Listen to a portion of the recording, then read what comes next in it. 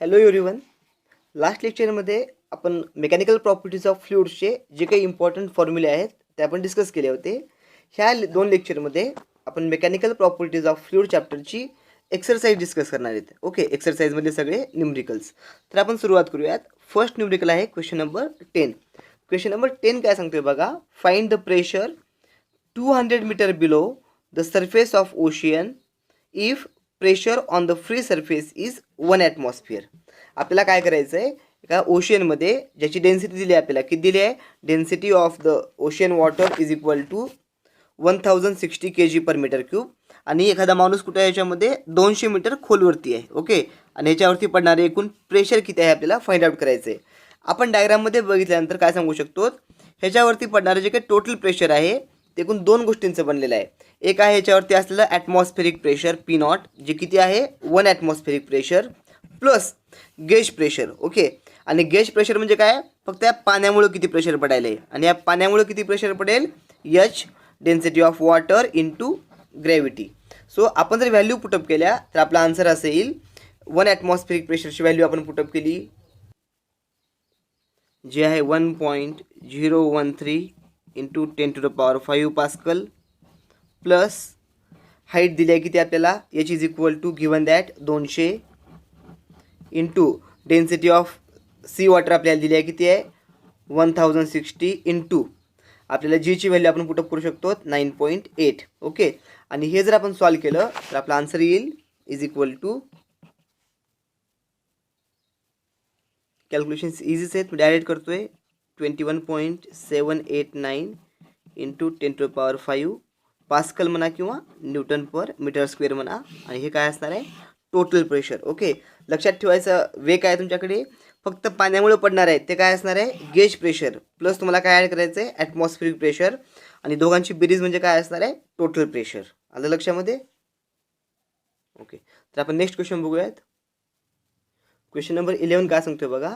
In a hydraulic lift the input piston had surface area 30 cm² and output piston has the surface area 1500 cm². If a force of 25 Newton is applied to input piston, calculate weight on the output piston. Okay, second जो काही question आहे ती concept आहे Pascal लॉची. Okay, second question कशावरचा depend आहे, Pascal लॉचा. आणि हा काय सांगतोय, या ठिकाणी दोन एरिया आहेत. हा एक एरिया सपोज करा A1 आणि हा दुसरा एरिया किती आहे A2.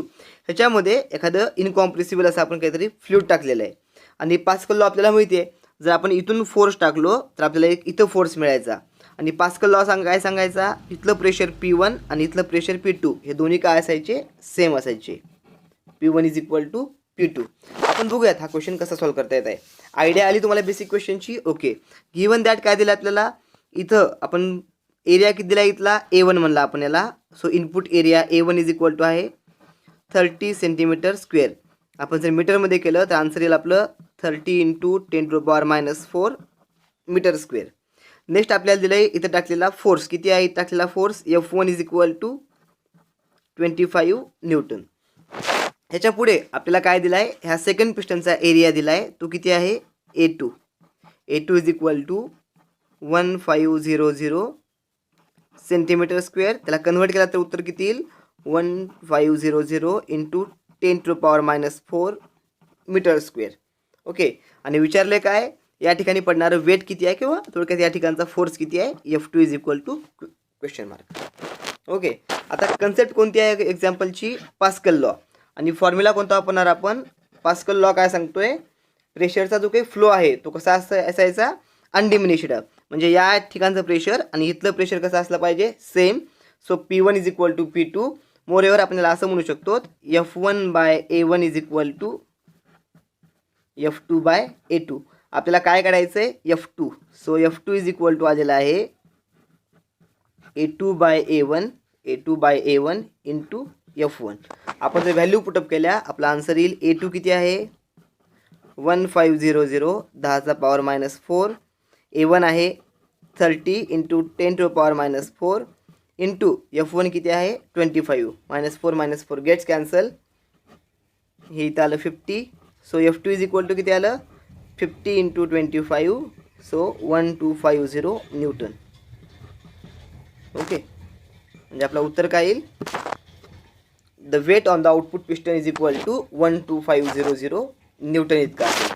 क्वेश्चन कळाला सगळ्यांना, इझी क्वेश्चन होता. इथं आपण जर फोर्स टाकली किती 25 न्यूटन, इथं आपल्याला फोर्स किती मिळेल 1250 न्यूटन इतकी.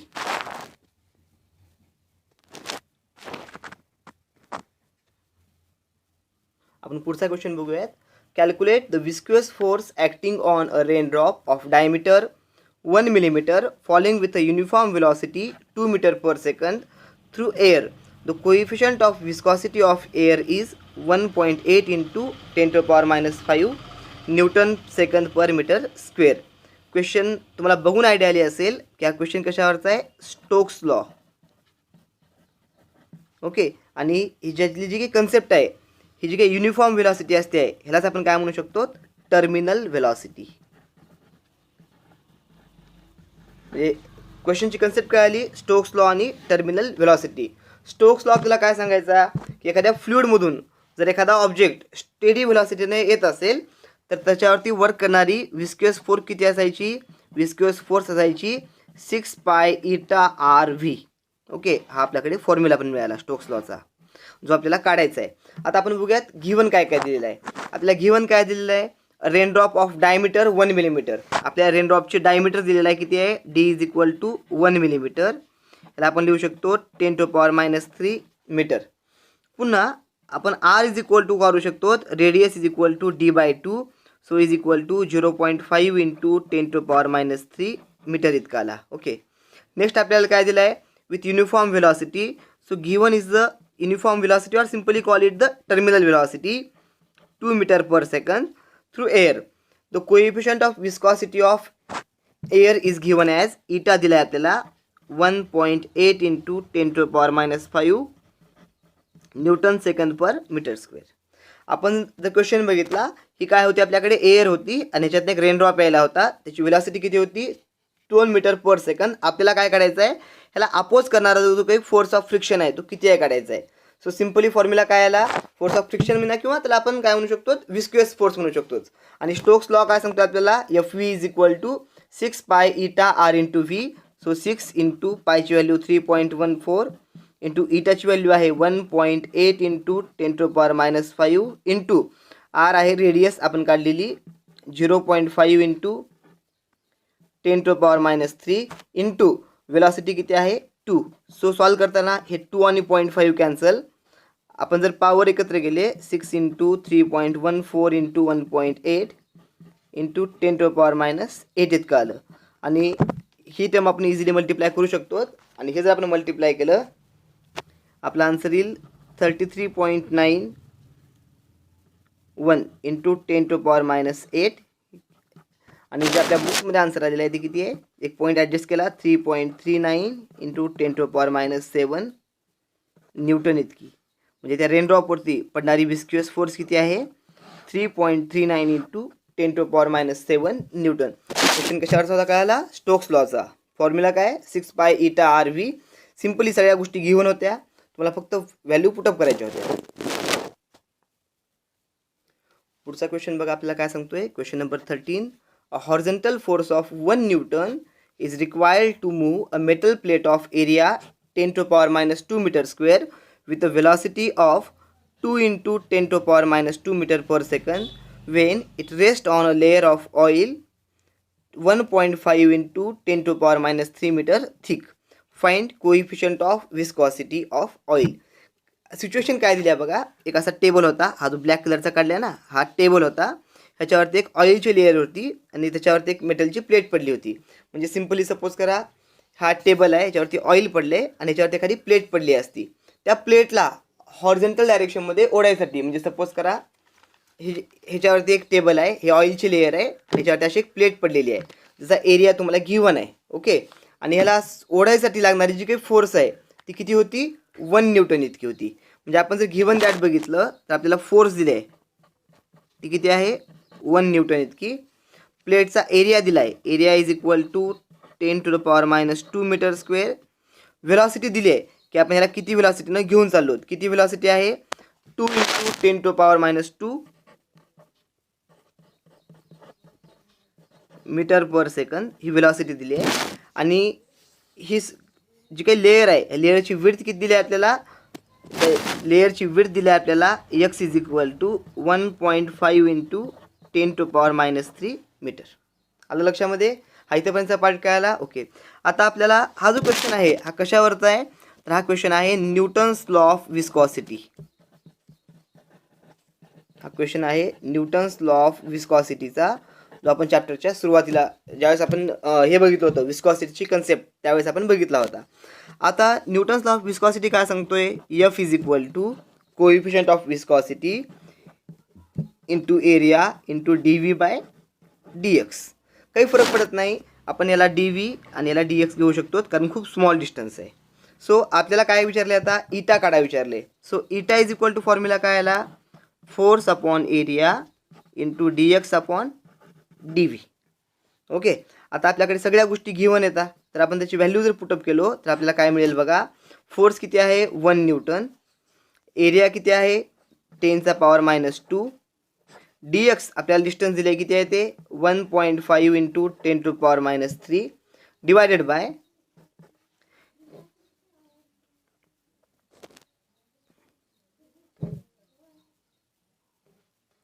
dv कुठे गेलं हा वेलॉसिटी दिली आहे आपल्याला किती आहे 2 इंटू 10⁻². आता आपण जर याला सॉल्व केलं तर काय येईल हे 1.5/2 इथे घेतलं इथं -2 -4 झालं -4 वरतून झालं +4. सो वर फक्त काय येईल 10⁻1.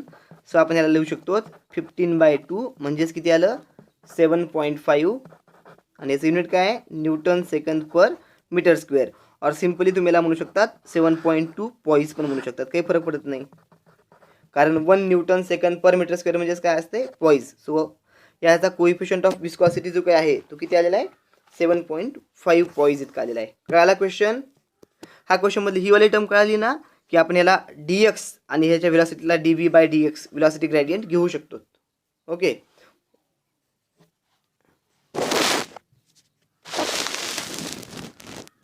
बघा कळतात का सगळ्या गोष्टी? क्वेश्चन नंबर 14 काय सांगतोय बघा.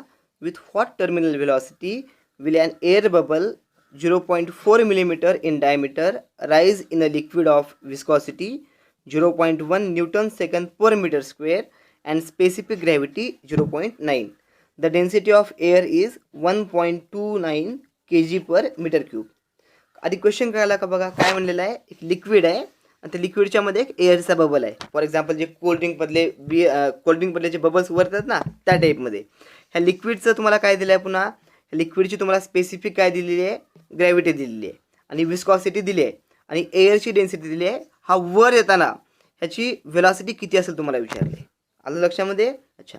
आधी आपण बघूयात फॉर्म्युला कोणता येईल तर आपला फॉर्म्युला येईल टर्मिनल वेलॉसिटीचा Vt is equal to 2/9 r² rho minus sigma into g upon eta. Okay. हा आला आपला फॉर्म्युला. आता आपण बघूयात आपल्याला गिवन दॅट काय काय दिले आणि आपण Vt काढायचा प्रयत्न करूयात. सो आपल्या गिवन काय दिलं आहे air bubble 0.4 millimeter in diameter. So diameter is equal to किती दिला आहे 0.4 millimeter. याला मी असं पण लिहू शकतो का बघा 4 इंटू 10⁻⁻4 मीटर. -4 का कळालं कारण 0.4ला हे 0.4 10⁻³ मीटर आलं पुन्हा पॉवर ॲडजस्ट केला 4 इंटू 10⁻⁴ मीटर. रेडियस किती आली मग r is equal to diameter so 2 into 10⁻⁴ metre. त्याच्यानंतर आता या ठिकाणी बघा हे रो म्हणजे काय डेन्सिटी ऑफ ऑब्जेक्ट असली पाहिजे. हा फॉर्म्युला वापरताना मी सांगितलं होतं ही जी काय डेन्सिटी असणार आहे ती कुणाची असणार आहे ऑब्जेक्टची आणि ही कुणाची असणार आहे मीडियमची. आलं लक्षामध्ये? रो म्हणजे डेन्सिटी ऑफ ऑब्जेक्ट आणि सिग्मा म्हणजे डेन्सिटी ऑफ मीडियम. सो आपल्याला काय दिलं बघा डेन्सिटी ऑफ एअर म्हणजे डेन्सिटी ऑफ तुम्हाला काय दिलंय रो दिलंय त्या ठिकाणी. रो म्हणजे काय आहे आता डेन्सिटी ऑफ ऑब्जेक्ट आहे कारण या ठिकाणी ऑब्जेक्ट एअर आहे कारण एअरचा बबल वर चालला आहे. So rho is equal to किती दिला आहे 1.29 kg पर मीटर क्यूब. आता आपल्याला काय करावं लागेल आता आपल्याला काय काय दिलं नाही बघा याच्यामध्ये इटा दिलाय पुढे. इटा किती आहे eta is equal to 0.1 newton second per metre square. Eta सुद्धा दिलाय. आता फक्त आपल्याला काय काढावं लागेल सिग्मा काढावं लागेल. आता सिग्मा कसं काढता येईल बघा दिले आहे काय, ही स्पेसिफिक ग्रॅव्हिटी दिली आहे. स्पेसिफिक ग्रॅव्हिटी म्हणजेच काय असते, रिलेटिव्ह डेन्सिटी, आणि ती किती म्हणलेली आहे 0.9. खूप पूर्वी सांगितलं होतं, आठवते का बघा, का विसरून गेलात. रिलेटिव्ह डेन्सिटी आणि स्पेसिफिक ग्रॅव्हिटी एकच असतात. ती किती दिली आहे 0.9. आणि रिलेटिव्ह डेन्सिटीचा फॉर्म्युला काय, density of object. Density of object म्हणजे आपण काय म्हणूयात, सिग्मा अपॉन डेन्सिटी ऑफ काय म्हणूयात, water. So is equal to किती आहे, रिलेटिव्ह डेन्सिटी किती आहे 0.9 इज इक्वल टू सिग्मा, आणि डेन्सिटी ऑफ वॉटर किती आहे 1000. म्हणजे सिग्मा इज इक्वल टू किती आला आपल्याकडे, सिग्मा इज इक्वल टू आलेला आहे 900 kg/m³. आणि ही डेन्सिटी कुणाची आली, फ्लुइडची आली किंवा त्या मीडियमची आली. आता लक्षामध्ये सिग्मा जे काय आपण काढलेलं आहे ते कुणासाठी आलेलं आहे, it is for the medium. आणि ही डेन्सिटी जी रो आपण काढली होती ती कुणाची होती, त्या ऑब्जेक्टची. या ठिकाणी एअर ऑब्जेक्ट आणि तो वर चालला आहे. आता आपण या सगळ्या गोष्टी या फॉर्म्युल्यामध्ये पुटअप करूयात.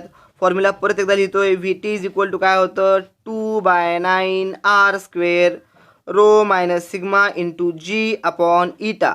या ठिकाणी आपण जर व्हॅल्यू पुटअप केल्या, 2ला 2, 9ला 9, r² म्हणजे काय आलं बघा, हे 2 इंटू 10⁻⁻⁴ आणि याचा square.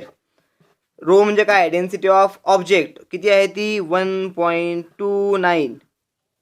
Okay, minus density of medium किती आहे, सिग्मा इज 900 इंटू जी म्हणजे किती आहे 9.8 डिवायडेड बाय इटाची व्हॅल्यू किती होती 0.1. त्याला सॉल्व कसं करता येईल आपल्याला, इज इक्वल टू येईल हा 2चा स्क्वेअर 4, 4 इंटू 2 8 इंटू 10चा पॉवर हा किती आला -8. हे जर आपण सबस्ट्रॅक्शन केलं तर ही व्हॅल्यू येईल, 1 मिनिट काढून ठेवली ती व्हॅल्यू,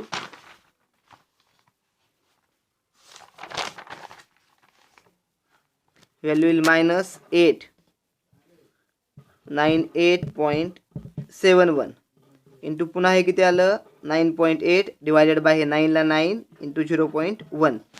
आता जर आपण याला पुन्हा सॉल्व केलं तर आपला आन्सर काय येईल बघा, हे 8 इंटू 9.8 इंटू -898.71 इंटू 10चा पॉवर -8 डिवायडेड बाय 0.9. आणि हे जर पूर्ण आपण कॅल्क्युलेशन्स केले आपला आन्सर मायनसमध्ये येईल -0.782 इंटू 10⁻³ मीटर/सेकंद. या ठिकाणी निगेटिव्ह साईन आले. याचा अर्थ काय आहे, जनरली आपण डाऊनवर्ड डायरेक्शन पॉझिटिव्ह घेतली आहे आणि निगेटिव्ह साईनचा मतलब काय आहे, तो जो काही बबल आहे तो बबल काय करायला आहे, अपवर्ड मूव्ह व्हायला आहे. Bubble is moving or raising upward. Negative साईनचा मतलब काय आहे, निगेटिव्ह साईन ऑफ व्हेलॉसिटी काय इंडिकेट करायले, it is indicating bubble is moving in the upward direction. आला पार्ट लक्षामध्ये, क्वेश्चन कळाला पूर्ण. हा क्वेश्चन इझी होता, फक्त इथून थोडासा पार्ट तुम्ही कन्फ्यूज होऊ शकता की डेन्सिटी ऑफ एअर दिली होती आणि एअरला तुम्ही काय पकडला, डेन्सिटी ऑफ मीडियम पकडला. ओके, डेन्सिटी ऑफ काय पकडायची, ऑब्जेक्ट पकडायची, आणि डेन्सिटी ऑफ मीडियम किती पकडायची, सिग्मा, जी तुम्हाला फाइंड आउट करून किती आली होती 900. आणि आन्सर निगेटिव्हमध्ये येईल. निगेटिव्ह साईन काय दाखवल, तुमचा ऑब्जेक्ट काय करायला आहे, वरती राईज व्हायला. व्यवस्थित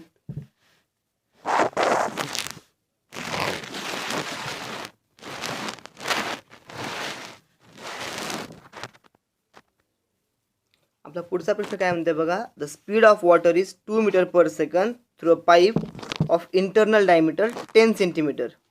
what should be the internal diameter of nozzle of the pipe if speed of the water at nozzle is 4 metre per second. Okay, question काय म्हणलं बघा,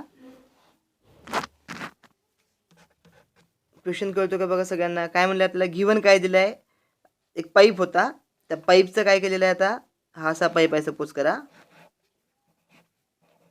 ह्याचे 2 सरफेस पकडा, एक 1 आणि एक 2. हा जो काही इथं सरफेसचा व्हेलॉसिटी होती किती होती v1 आणि इथला डायमीटर किती होता d1. इथला जो काही सेकंड पार्ट आहे याचा व्हेलॉसिटी किती होती v2 आणि डायमीटर किती होता d2. तुम्हाला ह्या 3 गोष्टी गिवन आहेत आणि हे d2 तुम्हाला फाइंड आउट करायचं आहे. आपण बघूयात इक्वेशनमध्ये काय दिले. v1 इज इक्वल टू किती आलेलं आहे तुम्हाला 2 मीटर/सेकंद. d1 डायमीटर किती दिला आहे त्याचा is equal to 10 centimetre. v2 किती दिला आहे तुम्हाला पुन्हा 4 मीटर/सेकंद. आणि काय विचारलेलं आहे, find out value of diameter d2 is equal to question mark. Second case, ह्या सेंटीमीटरला आपण असंच पुटअप करूयात, आपला आन्सर कशामध्ये असेल, सेंटीमीटरमध्ये, म्हणजे आपल्याला सोपं जाईल कॅल्क्युलेशनसाठी. ही जी काही कन्सेप्ट आहे, ही कन्सेप्ट कशावरची आहे, ही कन्सेप्ट आहे इक्वेशन ऑफ कंटिन्युटी. बर्नौलीज इक्वेशनला स्टार्ट करायच्या अगोदर जे आपण बघितलं होतं इक्वेशन ऑफ कंटिन्युटी, त्याच्यावरचं इक्वेशन आहे.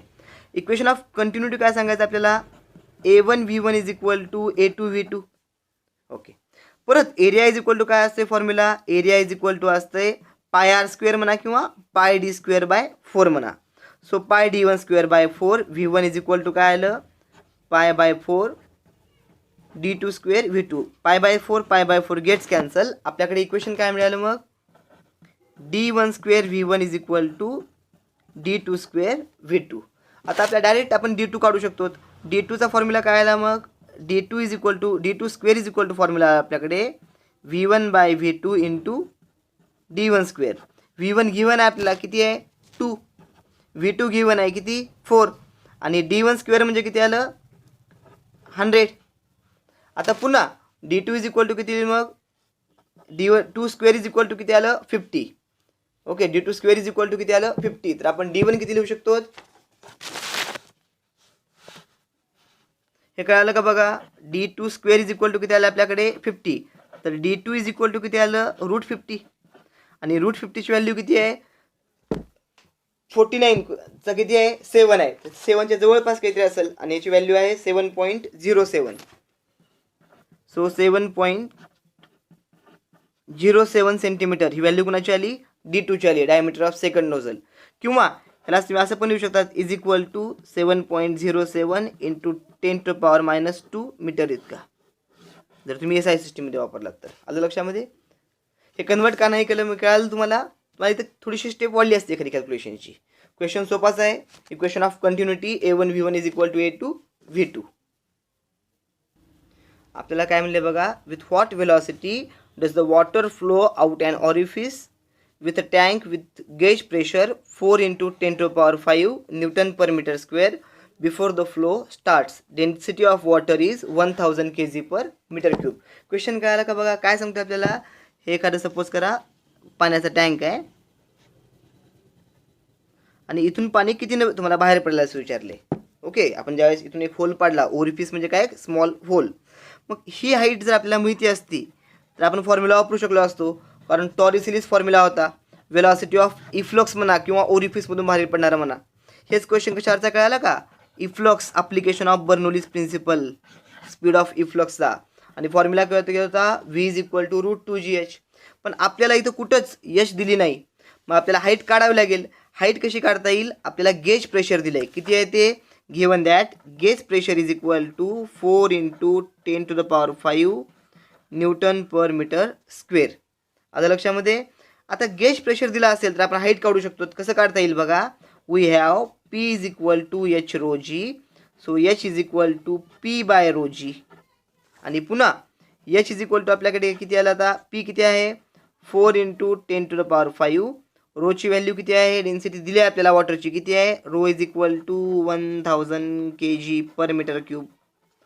सो इज इक्वल टू आलं 1000 इंटू जीची व्हॅल्यू किती आहे आपल्याकडे, जीची व्हॅल्यू आहे 10.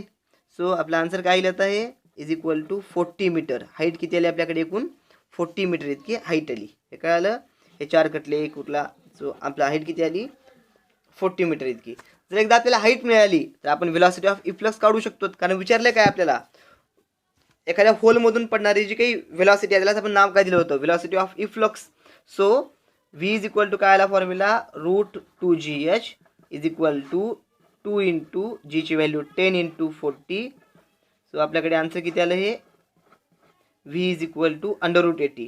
याला आपण असं पण लिहू शकतो, is equal to 400 into 2. So is equal to किती आलं 20√2 metre per second. 20√2 metre per second ही काय आली आपली, ह्या इथून पडणाऱ्या बाहेर पडणाऱ्या पाण्याची वेलॉसिटी. क्वेश्चन सोपाच होता, फक्त तुम्हाला लॉजिक कोणतं लावायला आलं पाहिजे होतं, P is equal to H ρg वापरून Hची व्हॅल्यू फाइंड आउट करणं. आणि एकदा H मिळालं की तुम्ही V काढू शकतात, V is equal to √2hg. मग या क्वेश्चन तुमचा वेलॉसिटी ऑफ इफ्लक्सचा म्हणा किंवा टॉरिसिलिस थेरमचा म्हणा, याला आपण कसं बघितलं होतं ॲज अ टॉरिसिलिस थेरम. आपण थांबूया तिथंच. नेक्स्ट लेक्चरमध्ये आपण मागचे पुढचे 7 क्वेश्चन्स बघूयात. त्याच्या अगोदर याचा प्रिव्हियस व्हिडिओ तुम्ही बघणं मस्ट आहे. तर तुम्हाला हे सगळे एक्झाम्पलला कुठं पण डाऊट असेल तर त्याच्या पूर्वीचा व्हिडिओ बघा, ज्यात आपण सगळे फॉर्म्युले डिस्कस केले होते. ओके, आपण थांबूया तिथंच. Hello everyone, mechanical properties of fluid एक्सरसाइजचा हा आपला सेकंड लेक्चर आहे. आज आपण डिस्कस करणार आहेत क्वेश्चन नंबर 17 पासून पुढचे न्यूमरिकल्स. तर पहिला आजचा प्रश्न आहे question number 17. The pressure of water inside the closed pipe is 3 × 10⁵ newton per metre square. This pressure reduces to 2 × 10⁵ newton per metre square on opening the valve of pipe. Calculate the speed of water flowing through the pipe. आधी बघा question समजला का? Question आपला असा आहे, या ठिकाणी एक पाईप आहे. ओके, आणि पाईपची सपोज करा या ठिकाणी किती एक वॉल्व आहे. ओके, आता इथंपर्यंत ज्यावेळेस प्रेशर व्हायला, इथं जे काही प्रेशर होतं ते प्रेशर सपोज करा P1 इतकं होतं. ओके, वॉल्व ओपन करायच्या अगोदर. आणि जे मधलं जे काही लिक्विड आहे किंवा मधलं जे काही वॉटर आहे ते कसं होतं इनिशियली रेस्टला, म्हणजे इनिशियल वेलॉसिटी V1 = किती आली 0. त्याच्यानंतर ह्याची जी काही हाईट होती त्याला आपण काय करूयात H1 नाव देऊयात. सेकंड केसमध्ये आपण काय केलं, आता ह्या वॉल्वला ओपन केलं म्हणजे पाण्याचा काय आता व्हायला होईल, फ्लो व्हायला सुरुवात होईल. आणि इथलं प्रेशर जे काही आले ते किती आले P2, त्याची व्हॅल्यू आपल्याला प्रोव्हाइड केली आहे. आणि आता पाण्याची व्हेलॉसिटी इथे इनिशियली 0 होती, पण जसं आपण वॉल्वला ओपन केलो आता व्हेलॉसिटी किती असेल पाण्याची V2 इतकी असेल. ओके, आणि हाईट आता सुद्धा किती असेल त्याच लेवलला असेल आणि त्या हाईटला आपण नाव देऊयात H2. आता आपण जो काही गिव्हन दॅट आहे तो गिव्हन दॅट लिहूयात. इनिशियल केसमधला जे काही प्रेशर आहे त्याला आपण नाव दिलं P1. फायनल जे काही प्रेशर आहे त्याला आपण नाव काय दिलं P2. डेन्सिटी ऑफ वॉटर आपल्याला दिली आहे, किती आहे ती 1000 kg/m³. अगेन V1 = काय मिळेल आपल्याला 0. कारण काय, फर्स्ट केसमध्ये before opening the valve the velocity of water is 0 because as the water was at rest. Second आपल्याला काय काढायचं आहे, आपल्याला काढायचं आहे V2 = क्वेश्चन मार्क. आपण जर बघितलं लक्षामध्ये येईल, हा जो काही न्यूमरिकल आहे तो कोणत्या कन्सेप्टचा आहे, बर्नौलीज इक्वेशन. आता आपण जर बर्नौलीज इक्वेशन लिहिलं तर ते काय सांगते आपल्याला, the sum of all energies per unit volume is constant. So P1 + ½ ρV1² + ρgH1 + P2 ½ ρV2² + ρgH2. आता लक्षामध्ये या ठिकाणी हाईट दोघांची सेम आहे. आता हाईट सेम असल्यामुळे काय होईल, H1 = आपल्याला काय म्हणता येईल H2. इनिशियल हाईट नेक्स्ट केसची हाईट. सो ही टर्म पूर्ण काय होईल कॅन्सल आउट होईल. आता आपल्याला काय काढायचं आहे, V2 काढायचं आहे. तर आपण काय करूयात, P1च्या टर्म्स एका साईडला करूयात प्रेशरच्या आणि एका साईडला ह्या टर्म्स आपण साईडला घेऊयात. आता आपलं इक्वेशन बघा कसं दिसेल. आता आपलं इक्वेशन असं दिसेल, P1 - P2 = ½ ρV2² - V1². Row common काढलं, V1 = 0 आहे. सो P1ची व्हॅल्यू किती होती, P1 आपल्याला गिव्हन आहे 3 × 10⁵. P2 किती आहे 2 × 10⁵. डेन्सिटी किती आहे 1000. V1 किती आहे 0. जर या सगळ्या व्हॅल्यू पुटअप केल्या तर आपलं इक्वेशन काय येईल, 3 × 10⁵ - 2 × 10⁵. हे हाफला हाफ, डेन्सिटी 1000 आहे त्याला मी लिहिलं 10⁻³ परत V2चा स्क्वेअर. आता इथून जर आपण मायनस केलं तर किती येईल 10⁻⁵. इथं किती येईल हाफ 10⁻³ V2². या ठिकाणी 3 आणि 5 कटलं, इथं उरलं किती 10² आणि 2 या साईडला येईल. सो V2² = किती आलं 2 × 10⁻². आपण जर रूट घेतलं तर आपल्याला काय मिळेल, V2 = √2 × 10. और सिम्पली आपण काय सांगू शकतो, V2 = 2 × √10. सॉरी, V2 = काय आलेलं आहे √2 × 10. √2ची व्हॅल्यू किती आहे 1.41 × 10. आपला आन्सर किती आला शेवटी 14.1. ओके, आता लक्षामध्ये तुम्ही आपण फॉर्ममध्ये आन्सर लिहू शकतात. हे कळालं क्वेश्चन पहिला कशावरचा होता, बर्नौलीज एक्सप्रेशनचा.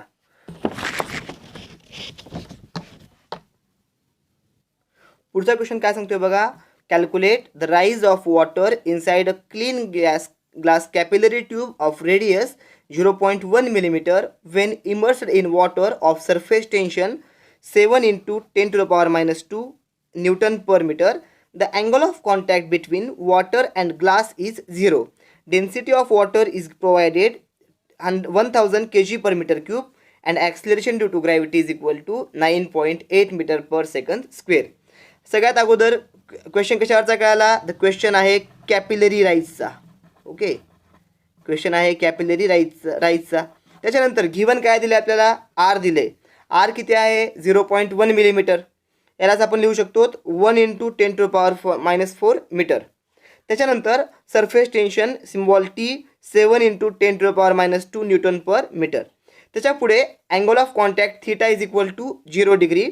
डेन्सिटीचं सिम्बॉल आहे आपल्याकडे rho is equal to 1000 kg per metre cube. आणि acceleration due to G is equal to काय आहे? 9.8 मीटर पर सेकंड स्क्वेअर. आणि आपल्याला काय काढायचं आहे? आपल्याला काय काढायचं आहे बघा? What to find? We are interested to determine the height of liquid. So h is equal to question mark. Okay, concept आठवते आहे? अशी एक आपण कॅपिलरी ट्यूब घेतली होती, त्याला आपण एका वॉटरमध्ये जर डीप केलं तर लिक्विडचा काय व्हायचा? राईज व्हायचा. ती राईज किती झाला आहे आपल्याला काढायचं आहे. ओके, फॉर्म्युला आठवतो का बघा? आपल्याकडे हाईटचा फॉर्म्युला काय होता? H is equal to 2t cos θ by R rho G. आता कॉस थिटाची व्हॅल्यू किती आहे आपल्याकडे? 0 आहे. ओके, प्रोव्हाइड केलेला आहे. अँगल ऑफ कॉन्टॅक्ट किती आहे? 0. So cos theta is equal to किती आलं? 1 आलं. त्यामुळे परत फॉर्म्युला काय बनला आपला? h2θ बाय आर रो जी. जर आपण सगळ्या व्हॅल्यू पुटअप केल्या तर आपली इक्वेशन बघा कसं दिसेल. जर आपण सगळ्या व्हॅल्यूज पुटअप केल्या, ते 2 ला 2, टीची व्हॅल्यू किती आहे? 7 × 10⁻⁻2. रेडियस आहे 10⁻⁻4 इंटू रोची व्हॅल्यू किती आहे?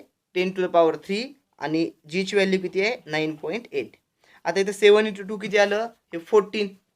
त्याच्यानंतर हे 3 आणि हे किती आलं? -1. -1 वर गेलं तर किती आलं? +1. इथं किती आलं? फक्त आपलं -1. याचा अर्थ काय आला? 1.4/9.8. किंवा तुम्ही असं पण लिहू शकतात 14/98 आणि डायरेक्ट 14ने डिवाइड होईल 1/7. सो आपला आन्सर किती आलेला आहे? 1/7 मीटर म्हणा. किंवा याचा सॉल्व केला तर किती येईल आन्सर? 0.143 मीटर. म्हणजे लिक्विड तुमचं किती हाईटला जाईल? Liquid rise up to height of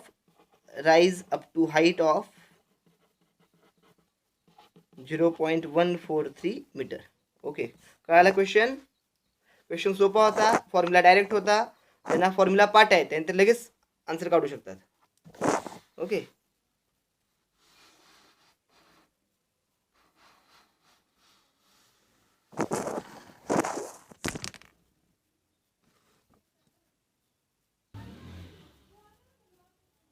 next question काय सांगतोय बघा? Question number 19. An air bubble of radius 0.2 millimeter is situated just below the water surface. Calculate the gauge pressure. Surface tension of water is equal to 7.2 × 10⁻2 newton per metre. Question काय म्हणलं आहे?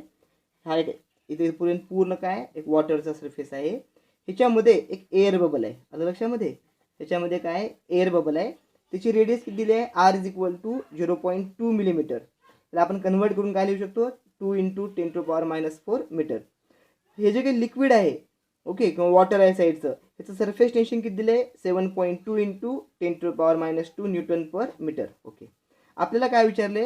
हे जे काही bubble आहे, okay, हा एअरचा bubble आहे. याचा अर्थ काय? साईडनं काय आहे? पूर्ण वॉटर आहे. म्हणजे याला एकच सरफेस असतो. याला किती सरफेस असतोय? एकच सरफेस असतोय. ओके, एअर बबलला एकच सरफेस असतोय. तो पण कुठला असतोय? फक्त आउटर. ओके, आता काय विचारलं आपल्याला? त्याच्यामध्ये असणार एक्सेस प्रेशर किती असणार आहे? आणि एक्सेस प्रेशरचा फॉर्म्युला काय? Delta p is equal to 2t/r. या ठिकाणी 2 ला 2. आपण जर टीची व्हॅल्यू पुटअप केली, आरची व्हॅल्यू पुटअप केली आणि सॉल्व केलो, आपल्याला काय मिळेल? Is equal to 720 newton per metre square. म्हणजेच आपल्याला काय म्हणता येईल? The gauge pressure on air bubble is 720 newton per metre square. हां, जर समजा हा जर सोप बबल असता तर याच्या डबल प्रेशर पडलं असतं, कारण सोप बबलसाठी फॉर्म्युला काय वापरायचा आहे? 4t/r. ओके, आजच्या आपल्या ह्याच्यातला क्लासमधला सगळ्यात इंटरेस्टिंग क्वेश्चन आहे क्वेश्चन नंबर 20. काय सांगतोय बघा? 27 droplets of water each of radius 0.1 millimetre coalesce into a single drop. Find the change in surface energy. Surface tension of water is equal to 0.072 newton per metre. Okay, आपल्याला काय म्हणले? एकूण number of drops होते 27 drops. प्रत्येकाची radius किती होती? 0.1 millimetre. Convert केलं 10⁻⁴ metre. आणि सरफेस टेन्शन किती होतं? 0.072 न्यूटन मीटर. आणि आपल्याला विचारलं काय? आपल्याला काढायचे सरफेस एनर्जी. ओके, आता क्वेश्चनचा अप्रोच काय असला पाहिजे बघा. सरफेस एनर्जीचा फॉर्म्युला आपल्याला माहिती आहे. सरफेस एनर्जी म्हणा किंवा वर्क डन म्हणा इज इक्वल टू काय असते, surface tension into change into the area. Okay, formula काय आला. आता क्वेश्चनमध्ये नेमकं काय झालं बघा. आपल्याकडे असे एकूण 27 ड्रॉप होते. किती ड्रॉप होते, 27 ड्रॉप्स होते. ते छोटे छोटे 27 ड्रॉप, प्रत्येकाची रेडियस किती होती, स्मॉल आर इतकी होती. हे सगळे कंबाईन झाले एका मोठ्या ड्रॉपमध्ये. त्याची रेडियस किती आहे, कॅपिटल आर. ओके, हे होण्यामध्ये जर आपण या 27 ड्रॉपचा एरिया घेतला आणि ह्या एका ड्रॉपचा एरिया घेतला तर एरिया सेम नसतोय. एरिया कसा असतोय, डिफरंट असतोय. आणि तोच आपल्याला काय मिळणार आहे या ठिकाणचा, चेंज इन एरिया. मग तो चेंज इन एरिया आपण काढला आणि काय केलं, त्याला सरफेस टेन्शन मल्टिप्लाय केलं की आपल्याला काय मिळेल, वर्क मिळेल किंवा एनर्जी मिळेल. हा वाला पार्ट काय आला. अच्छा, त्याच्यानंतर हे जे काही होणं आहे त्याच्यामध्ये व्हॉल्यूम कन्झर्वेशन किंवा मास कन्झर्वेशन ऑबे होते. म्हणजे व्हॉल्यूम काय असणार, कन्झर्व होईल किंवा व्हॉल्यूम काय असणार, कॉन्स्टंट असणार. म्हणजे 27 ड्रॉपचं व्हॉल्यूम इज इक्वल टू काय असेल, ह्या एका ड्रॉपचं व्हॉल्यूम. आणि ही जर आपण कन्सेप्ट वापरलो तर आपल्याला मोठ्या ड्रॉपची रेडियस किती आहे, आर मिळू शकेल. आणि एकदा आर मिळाला की आपण ह्याचा एरिया काढू शकतो. अच्छा, पुन्हा आपण ह्या छोट्या ड्रॉपची रेडियस माहिती आहे आणि नंबर पण माहिती आहेत. म्हणजे आपण एकूण 27 ड्रॉपचा एरिया काढू शकतो. जर या दोन एरियाचा आपण डिफरन्स घेतला आपल्याला काय मिळेल, डेल्टा ए. आणि त्याला जर आपण टी न मल्टिप्लाय केलं की लगेच आपल्याला काय मिळेल, वर्क डन मिळेल किंवा एनर्जी मिळेल. क्वेश्चनची कन्सेप्ट कळाली पूर्ण. ओके, तर आपण सुरू करूयात. आपण असं म्हणू शकतो का, initial volume is equal to final volume. आता इनिशियल व्हॉल्यूम कुणाचं, ह्या 27 छोट्या छोट्या छोट्या ड्रॉपचं. म्हणजे मी काय म्हणू शकतो, n into volume of small drop is equal to volume of big drop. अच्छा, पुन्हा ड्रॉप कसे असतात तुमचे, स्पेरिकल असतात. म्हणजे त्याचा जो काही व्हॉल्यूम आहे त्याचा फॉर्म्युला काय येईल, 4/3 पाय आर क्यूब. एकाचं व्हॉल्यूम झालं. त्याला जर मी मल्टिप्लाय केलं एन तर कुणाचं मिळालं, एकूण व्हॉल्यूम मिळालं ह्या एन ड्रॉपचं. आलं लक्षात. Is equal to volume of bigger drop. त्याचा फॉर्म्युला काय येईल, 4/3 pi capital R cube. Capital आरला आपण काय घेतलंय, radius of bigger drop. Okay, मग आता या ठिकाणी 4/3 pi cancel. N r cube is equal to काय आलं, आर क्यूब. अच्छा, परत एन किती आहे आपल्याकडे, 27. सो 27 पुटअप केलं. 27 r cube is equal to काय आलं, capital R cube. So capital R is equal to किती आलेलं आहे, 3R. Capital R is equal to किती आलं, 3R. पण आर किती आहे आपल्याकडे, 10⁻⁴ मीटर. सो कॅपिटल आर किती येईल, इज इक्वल टू 3 × 10⁻⁴ मीटर इतकं आलं. ओके, ही व्हॅल्यू कुणाची काढली आपण, कॅपिटल आरची. एकदा कॅपिटल आर कळालं की आपण एरिया काढू शकतो. आता कसं काढता येईल बघा. वर्क डनचा फॉर्म्युला आहे W is equal to T into delta A. Delta A म्हणजेच काय असते, डेल्टा ए म्हणजे असतोय area final minus area initial. आता फायनल एरिया म्हणजे कुणाचा एरिया, ह्या एका ड्रॉपचा एरिया. आणि इनिशियल एरिया म्हणजे कुणाचा, 27 ड्रॉपचा एरिया. तर एरियाचा फॉर्म्युला काय, area of square is equal to 4πr². आपण जर प्रॉपर्टी वापरली तर काय येईल, हे टीला टी 4πr² मायनस एन, कारण एकूण एन ड्रॉप आहेत, 4πr². कळालं. कॉमन काय निघेल बघा, 4π कॉमन काढला तर इथं काय आलं, 4πt is equal to r² minus nr². आता आपण व्हॅल्यू पुटअप करूयात. 4 ला 4, पायची व्हॅल्यू 3.14, सरफेस टेन्शन 0.072 इंटू आरची व्हॅल्यू किती मिळाली, 3 × 10⁻⁴. त्याचा स्क्वेअर केला, -27 × 10⁻⁴ त्याचा स्क्वेअर. -4चा स्क्वेअर किती येईल, -8. इथं पण आहे, कॉमन काढलं. मध्ये काय आलं बघा, हे पूर्ण मल्टिप्लिकेशन किती आले, 0.904. 4 × 3.14 इंटू 0.072 हे किती आलं, 0.904 इंटू 9 - 27 इंटू 10⁻⁸. या ठिकाणी 9 - 27 म्हणजे हे किती येईल, -18. आपला आन्सर मायनसमध्ये आला आहे. याचा अर्थ काय, एनर्जी रिलीज व्हायली आहे. सो 0.904 इंटू -18 इंटू 10⁻⁸ हे आन्सर आलं -1.629 इंटू 10⁻⁷ इतकं. आणि याचा अर्थ निगेटिव्ह साईन आले, हे काय दाखवायला आपल्याला, एनर्जी काय झाली आहे, रिलीज झाली आहे किंवा एनर्जी लिबरेट झाली आहे. आपण ज्यावेळेस हे आर्टिकल डिस्कस करत होतो त्यावेळेस तुम्हाला सांगितलं होतं, जर फायनल एरिया कमी झाला तर एनर्जी काय होईल, तुमची रिलीज होईल. या एक्झाम्पलमध्ये निगेटिव्ह साईन काय दाखवते, एनर्जी लिबरेट होईल. आलं लक्षामध्ये. क्वेश्चन पूर्ण कळाला का बघा. ओके, पाहून घ्या व्यवस्थित. अगोदर आपण गिव्हन दॅट घेतलं, नंतर आपण कन्सेप्ट समजून घेतली, आपण काय काढायचा हा पार्ट डिस्कस केला. त्याच्यानंतर आपण कॅपिटल आर काढलं, कोणत्या प्रॉपर्टीचा वापर करून, initial volume is equal to final volume. nr³ is equal to r³. महत्त्वाचा फॉर्म्युला मिळाला. हे लक्षात ठेवलं तर तुम्ही डायरेक्ट पण करू शकता. आणि पुन्हा काय केलं आपण, वर्क डन काढलं टी इंटू डेल्टा ए. हे सगळं कशासाठी केलं, डेल्टा ए मध्ये कॅपिटल आरला मिळवायसाठी. ओके, यांचं मॅथ खूप चांगलं आहे, ते आरची व्हॅल्यू डायरेक्ट पण काढू शकतात, काही हरकत नाही. आणि हे निगेटिव्ह साईनचा मतलब काय, एनर्जी लिबरेटेड.